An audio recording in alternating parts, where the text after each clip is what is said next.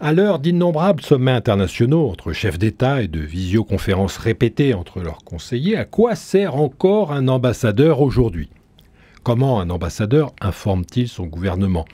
Comment représente-t-il son autorité dans le pays où il est nommé? Qu'est-ce que négocier? Quand et comment l'ambassadeur protège-t-il les Français de l'étranger?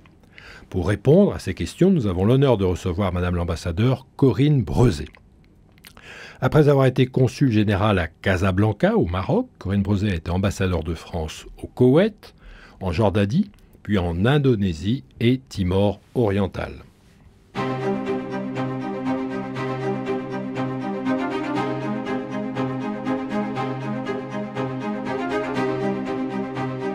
Planisphère, pour Radio Notre-Dame et RCF, Pierre Verluise. Bonjour, Madame l'ambassadeur Corinne Breuzé. Sur le sujet qui nous rassemble, quelle est l'idée reçue qui vous semble inexacte? Bonjour. Tout d'abord, il me semble qu'une idée reçue très largement répandue, surtout en France, c'est une femme dans le monde arabe. Quelle idée bizarre et saugrenue. Pourquoi?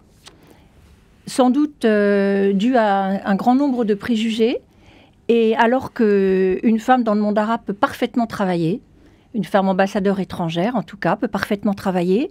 Et d'ailleurs, lorsque j'ai été nommée ambassadeur au Koweït par le président Jacques Chirac, à l'époque, c'était un signe de reconnaissance pour le Koweït de l'accession au droit de vote des femmes au Parlement koweïtien. Et il voulait marquer l'appréciation que la France portait sur ce geste très significatif de la part du gouvernement koweïtien et a voulu nommer une femme jeune, arabisante. Quel autre avantage cela peut-il être d'être une femme dans ce monde qui est un monde musulman que vous avez beaucoup fréquenté? Alors, il y a un certain nombre de petites contraintes, si je puis dire, notamment comportementales sur l'habillement et sur le comportement. C'est-à-dire qu'il faut avoir un comportement assez réservé.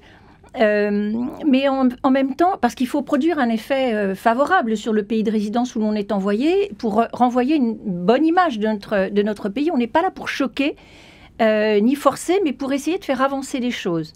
Et d'ailleurs, les femmes ambassadeurs, ou les diplomates de façon générale femmes, ont un accès tout à fait privilégié au monde des femmes. Vous avez souligné que ce sont deux mondes différents, femmes et hommes qui se côtoient, mais qui ne se mélangent pas ou qui se mélangent très peu. Et mes collègues masculins n'avaient pas accès au monde des femmes, donc des épouses, des mires, des filles, des sœurs, par exemple. Et j'ai à cet égard une anecdote.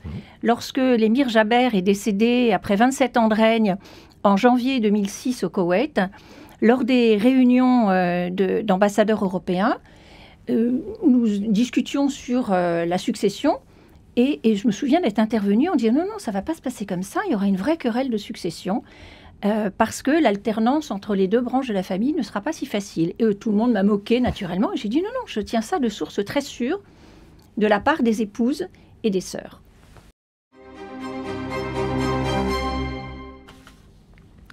Madame l'ambassadeur Corinne Breuzé, quelle est la première mission de l'ambassadeur?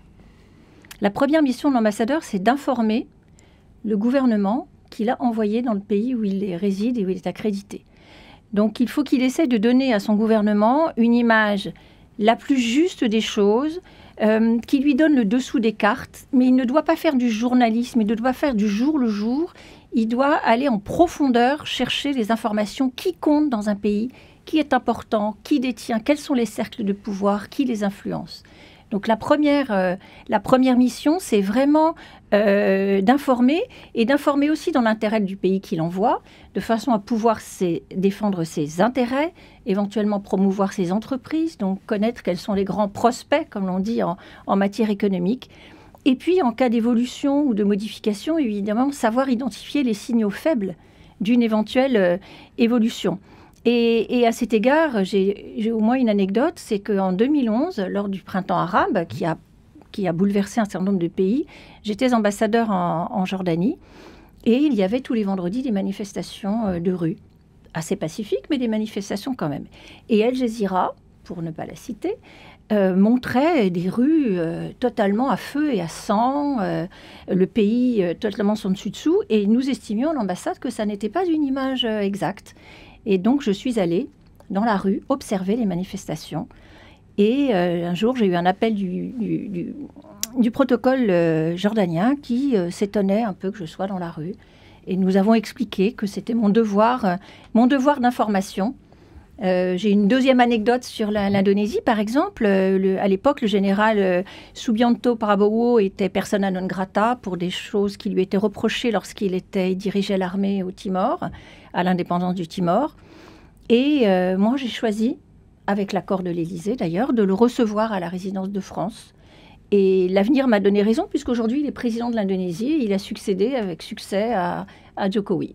Il se souvient sûrement de la manière dont il a été reçu. Tout à fait. Et vous dites informer. Quelle différence ou quel est le rôle de l'ambassadeur dans une autre dimension, qui est la dimension du renseignement? Ce n'est pas la même chose. Mais il y a du renseignement qui, d'une manière ou d'une autre, passe à la moulinette à l'ambassade. Alors, dans toutes les ambassades, il y a bien évidemment des représentants des services de renseignement. Mais eux font un travail sur... Nous faisons un travail sur l'information ouverte. Mmh. Les ambassadeurs travaillent sur l'information ouverte. Nous ne sommes pas des espions, nous n'allons pas aller chercher des documents secrets. C'est, comme vous le soulignez, le travail d'un autre ministère, d'ailleurs, qui relève du ministère de la Défense principalement. Notre travail à nous, c'est de nous insérer dans la situation et dans la société locale pour essayer d'en comprendre les mécanismes, de comprendre comment elle fonctionne. La singularité. Et voilà, la singularité, et comment nous pouvons éventuellement, non pas agir, mais les apprécier. Et surtout, nous avons des intérêts à défendre, nous avons des savoir-faire à diffuser, à faire connaître. Et donc, il est important que nous sachions auprès de qui nous devons influer et faire connaître nos savoir-faire. Et identifier de nouveaux talents aussi. Il y a tout un programme du Quai d'Orsay à ce sujet. Tout à fait, tout à fait. Nous devons nous projeter, parce que c'est bien de regarder l'actualité, le présent, mais il faut évidemment nous projeter sur ce que sera le pays de résidence dans le futur, proche ou plus lointain. Donc ça veut dire aussi identifier des personnes qui ont peut-être 30 ans, 35 ans, mais qui ont le potentiel peut-être pour d'ici quelques années. Même plus jeune, puisque dans les jeunes talents, on comprend aussi les jeunes. Et c'est d'ailleurs une des raisons dans la plupart des pays où nous avons un réseau d'amis francophones et que nous encourageons la connaissance de notre langue afin de diffuser nos valeurs, y compris auprès d'un jeune public. Madame l'ambassadeur Corinne Brouzet, une autre mission délicate de l'ambassadeur, c'est de représenter son état d'origine. Concrètement, qu'est-ce que ça veut dire représenter ? Alors, représenter dans nombre de pays, c'est, comme je l'ai indiqué tout à l'heure, participer à la vie locale. La vie en société, dans un très grand nombre de pays, est extrêmement importante et y participer est tout à fait capital. La deuxième vie de l'ambassadeur, elle commence après le travail de bureau. Ce n'est pas du tout superfétatoire de recevoir, d'autant que nous appartenons à un pays de grande tradition, gastronomie, culinaire, etc. Donc, quand nous sommes ambassadeurs de France, on s'attend de notre part à être reçus, à être bien considérés, à avoir des égards vis-à-vis de nos hôtes. La barre est haute. La barre est haute. Et la barre est d'autant plus haute, vous avez évoqué tout à l'heure la question des femmes ambassadeurs dans le monde arabe, mais de façon générale, les interlocuteurs sont plus sévères avec une femme ambassadeur. On se dit, oh là là, le pain est rassis, la nappe est trouée. Oh, quand c'est un ambassadeur homme tout seul, on dit, oh, le pauvre, beaucoup. Il n'a pas d'épouse, il travaille beaucoup. Mais quand c'est une femme, on se dit, oh, quand même, elle aurait pu faire attention tout de même. Alors, vous faites allusion à la table. Il y a une question qu'avec une certaine mauvaise foi, on peut se poser, qui est à quoi servent les réceptions, cocktails. J'ai beaucoup appris dans l'ouvrage de Christian Lequesne, Ethnographie du Quai d'Orsay, les pratiques des diplomates français sur la fonction de ces repas et cocktails. C'est pas gratuit. D'abord, ça a un coût, d'une part, et d'autre part, ce coût n'est pas fait pour rien. Qu'est-ce qu'on cherche à savoir avec toutes ces rencontres ? Alors, d'abord, toutes ces rencontres, comme je l'ai dit, participent beaucoup de la vie de société. Et il y a un grand nombre de pays où la vie sociale, dans les milieux qui comptent, est très importante. Donc, en faire partie, y jouer un rôle, c'est tout à fait fondamental. Mais c'est aussi un moment où on échange de façon moins informelle que dans un rendez-vous. On peut confronter les personnes, mélanger les milieux que l'on peut inviter et avoir accès à cette société, les recevoir, c'est aussi s'en faire accepter et être reçu à son tour. Pourquoi être reçu? C'est pour pénétrer les milieux les plus influents du pays dans lequel nous sommes représentés. Et c'est aussi pouvoir éventuellement, en cas de nécessité, avoir un contact plus facile et y recourir. Je pourrais vous donner un exemple. Au Koweït, il y a des cercles qui s'appellent des diwaniyas. Donc chaque famille a son jour et son heure de réception. Ce sont évidemment des salons réservés en principe aux hommes, jusqu'à il y a très peu de temps. Maintenant, il y a des diwaniyas de femmes, mais à mon époque, entre 2005 et 2007, c'était réservé aux hommes. Et moi, j'avais souhaité y participer comme première femme ambassadeur au Koweït. J'avais souhaité y participer avec une petite contrainte, c'est que moi, je prévenais auparavant en disant à cette famille, voilà, je viendrai à telle heure, tel jour. Et c'était très apprécié. Et j'ai pu, ce sont des conversations informelles, je ne dis pas du café du commerce, mais il s'échange beaucoup d'informations très importantes sur la vie politique et économique du pays. Et ça a été extrêmement apprécié. De même que dans les pays musulmans, vous avez des condoléances. Dans un certain nombre de pays, les condoléances sont séparées pour les hommes et pour les femmes. Et moi, en tant qu'ambassadeur, j'insistais pour aller du côté des hommes parce que je représentais mon pays. Lorsque c'était une famille qui avait des liens étroits avec la France et particuliers, j'allais aussi du côté des femmes à titre amical. Lors de la visite de départ du Koweït au ministre des Affaires étrangères, il s'est passé un événement singulier. Pouvez-vous le rappeler ? Oui, tout à fait. Lorsque j'ai rendu ma visite de courtoisie de départ, puisque c'est l'usage, au ministre des Affaires étrangères du Koweït, il m'a posé une question. Il m'a dit, écoutez, Madame l'ambassadeur, vous êtes restée plus de 2 ans au Koweït et il n'y a eu aucun incident. Alors, je le regardais un peu étonné. Il me dit, oui, ici, nous avons un certain nombre d'hommes qui n'acceptent pas de serrer la main des femmes, etc., Comment avez-vous fait pour gérer ce type de situation? Et je lui ai dit, écoutez, monsieur le ministre, c'est très simple. Vous savez, nous, comme femmes, nous avons un petit sac à main que je tenais toujours de la main droite. Lorsque mon interlocuteur en face de moi, puisqu'une femme ne tend pas d'abord la main, donc lorsque l'interlocuteur en face de moi faisait le geste spontané de me tendre la main, très naturellement, je passais mon sac de la main droite à la main gauche et je tendais la main droite. Lorsqu'en revanche, je le voyais retenir, sa main sur le cœur, je sentais qu'il ne pouvait pas me serrer la main, eh bien, aucun problème, je m'inclinais. Planisphère, pour Radio Notre-Dame et RCF, Pierre Verluise. Madame l'ambassadeur Corinne Brezé, une des fonctions de l'ambassadeur, c'est aussi de négocier. Mais qu'est-ce que c'est que négocier? Alors, négocier... De nombreuses entreprises, par exemple, vont dire « Oh non, aucun ambassadeur n'a jamais signé aucun contrat ». Je le conçois et c'est exact. En revanche, en matière économique, le poids politique que peut apporter l'ambassadeur lors d'une démarche auprès d'un ministre pour appuyer un prospect fait par une entreprise française est très important. Et je fais le lien avec ce que nous avons dit tout à l'heure sur le fait de bien connaître son interlocuteur et d'être apprécié de son interlocuteur. Donc c'est très important d'avoir bâti ce système de relations pour pouvoir ensuite aller faire des démarches, y compris des démarches de négociation. S'agissant des négociations bilatérales de façon plus générale, le rôle de l'ambassadeur, c'est dans la négociation d'abord de comprendre et d'expliquer ce qu'est son interlocuteur, qui est le négociateur en face, quels sont les ressorts qui l'animent, comment pouvons-nous agir sur les ressorts qui l'animent, quels sont les arguments que nous allons pouvoir avancer pour emporter sa décision, pour emporter sa conviction. Nous ne sommes pas là pour forcer, pour contraindre, mais pour convaincre et emporter l'adhésion. C'est très important et le rôle de l'ambassadeur, c'est ça. Convaincre, emporter l'adhésion. Et pour ce faire, il a besoin d'avoir bien identifié son interlocuteur, de rechercher quels sont les ressorts qui l'animent. Et bien évidemment, lorsque c'est une relation difficile dans un pays, ça peut tout à fait arriver, il faut essayer de trouver les chemins qui vont conduire à l'après. Lorsque nous pouvons représenter notre pays dans un pays, non pas avec lequel nous sommes en guerre, mais avec lequel nous avons quelques différends. Et c'est très important de penser à l'étape d'après. Et l'étape d'après, c'est l'ambassadeur qui participe à sa préparation.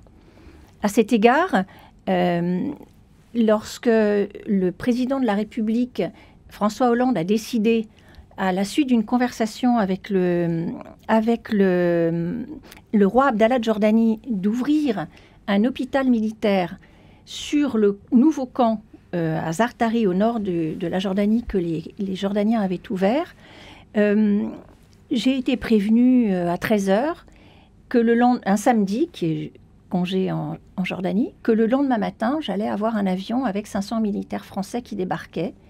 Et il fallait absolument avoir le terrain, l'eau, l'électricité, les transports pour transporter tous ces militaires, les autorisations de port d'armes parce qu'ils étaient armés, le dédouanement du matériel médical et bien sûr les visas. Et à ce moment-là, entrent en jeu de nouveau les contacts que j'avais pu nouer lors de mes 2 années précédentes au poste, en appelant les personnes qu'il fallait et en négociant auprès des militaires, y compris au plus haut niveau du gouvernement jordanien et du royaume de Jordanie, pour obtenir les moyens qu'il nous fallait pour mettre en place cette décision qui était une décision de nos dirigeants des 2 pays. Avec une difficulté, c'est que ça veut dire que parfois l'ambassadeur est obligé de négocier ou de parler avec des régimes ou des représentants dont il ne partage pas nécessairement toutes les valeurs. Quelques tyrans, par exemple. Tout à fait. Mais notre rôle, le rôle de la France d'abord, mais aussi et surtout le rôle de l'ambassadeur de notre pays, c'est de parler à tout le monde. Nous ne sommes pas là pour faire la morale. Le diplomate n'est pas un moraliste. Nous devons parler à tout le monde parce que, comme je l'indiquais tout à l'heure, nous devons trouver un langage commun. On peut trouver des intérêts partagés. Et la diplomatie, ce n'est pas le temps du châtiment. Nous ne sommes pas là pour châtier les gens. Nous sommes là pour les écouter, les comprendre, essayer de passer à l'étape d'après et de préparer l'étape d'après. C'est d'ailleurs une des raisons pour lesquelles le président Macron, lorsque Vladimir Poutine a commencé à envahir l'Ukraine en février 2022, vous vous souvenez, il avait eu ce propos en disant il ne faut pas humilier la Russie. Et ça avait beaucoup choqué. Mais ce qu'il faut comprendre, c'est qu'il avait essayé, non pas de se mettre à la place de Vladimir Poutine, mais de comprendre quels étaient les ressorts qui pouvaient l'animer. C'est ça notre rôle. Notre rôle, ça n'est pas de ne pas parler avec des gens qui ne sont pas recommandables. Sinon, nous ne parlerons plus avec grand monde dans le monde, M. Vergès. C'est déjà bien. Ça ne suffit mais ça ne fait pas avancer les choses de parler entre soi et avec ceux qui pensent comme vous. Il vaut mieux essayer de convaincre ceux qui ne pensent pas comme vous. Bien sûr. En un mot, comment s'articule la représentation, la négociation d'un État membre de l'UE avec l'ambassade ou la représentation de l'UE dans un pays ? Alors, nous avons, comme vous le rappelez, 2 représentations différentes. Il y a l'ambassadeur de France et l'ambassadeur de l'Union européenne, et qui peut d'ailleurs être tenu par un Français, un ambassadeur de nationalité française, puisqu'il y a des fonctionnaires européens qui sont de nationalité française. Ça a été d'ailleurs le cas lorsque j'étais en Indonésie. Mon collègue européen était français. Et la délégation de l'Union européenne fait tous les mois une réunion de concertation sur la situation dans le pays, qu'elle soit économique, sociale, politique. Et nous envoyons un rapport à Bruxelles qui est un condensé de ce que nous avons pu échanger entre ambassadeurs des États de l'Union dans le pays de résidence. Madame l'ambassadeur Corinne Breuzet, l'ambassadeur, c'est aussi le protecteur des Français qui sont à l'étranger. Concrètement, ça se passe comment ? Alors, bien évidemment, nous devons protéger. Nous sommes un des pays, si ce n'est le pays le plus protecteur de nos ressortissants à l'étranger. Je crois qu'un de vos récents invités, d'ailleurs, en parlait. Mais cette protection donc, se fait sous le couvert de la Convention de Vienne sur les relations consulaires de 1963, mais dans le cadre, bien évidemment, du respect absolu des lois locales. Là non plus, nous ne sommes pas là pour rendre la justice à la place des autorités locales, mais nous devons simplement nous assurer que nos ressortissants sont bien traités de façon équitable et dans le respect des droits, notamment lorsqu'ils sont arrêtés ou mis en accusation pour des faits délictuels ou plus graves. Moi, j'ai 2 exemples très concrets où j'ai participé à ce type de mission. En Jordanie, il y a eu une petite jeune fille, une petite fille même, qui avait 7 ans, qui a été emmenée en vacances par son père jordanien, qui est originaire d'une tribu du centre de la Jordanie qui est très, très puissante. Sa maman est française. Et cette petite fille n'est jamais rentrée en France. Elle avait 7 ans à l'époque et il a fallu faire une médiation auprès du chef de la tribu, qui était le grand-père de la petite fille. Et cela aboutit à des accords qui, malheureusement, aujourd'hui, n'ont pas été respectés. Mais ça a été un travail très difficile et très délicat. Et je pense que mon statut d'ambassadeur auprès du grand-père a malgré tout été accepté grâce à cela. Le deuxième exemple que je voudrais vous donner très rapidement, c'est le cas de notre malheureux compatriote Serge Atlaoui, qui est emprisonné en Indonésie depuis de très longues années et qui est condamné à mort. C'est toujours aujourd'hui le seul Français condamné à mort à l'étranger. Et lorsque, en 2015, nous avons appris par une note verbale, c'est-à-dire par une note du ministère des Affaires étrangères, qu'il allait être fusillé, il a fallu intervenir. J'ai convoqué une conférence de presse avec son épouse, son avocate, et devant la presse à la veille de son exécution, j'ai indiqué que je n'avais pourtant pas d'instruction à l'époque en ce sens, mais j'imaginais que le ministre des Affaires étrangères ne pouvait pas aller dans un autre sens. Et j'avais avancé que l'exécution de M. Atlaoui ne resterait pas sans conséquence sur les relations franco-indonésiennes. Serge Atlaoui est aujourd'hui toujours vivant. Certes, il est en prison, mais il est aujourd'hui toujours vivant. Très rapidement, quelle est la différence entre l'ambassadeur et le consulat? Comment ça s'articule?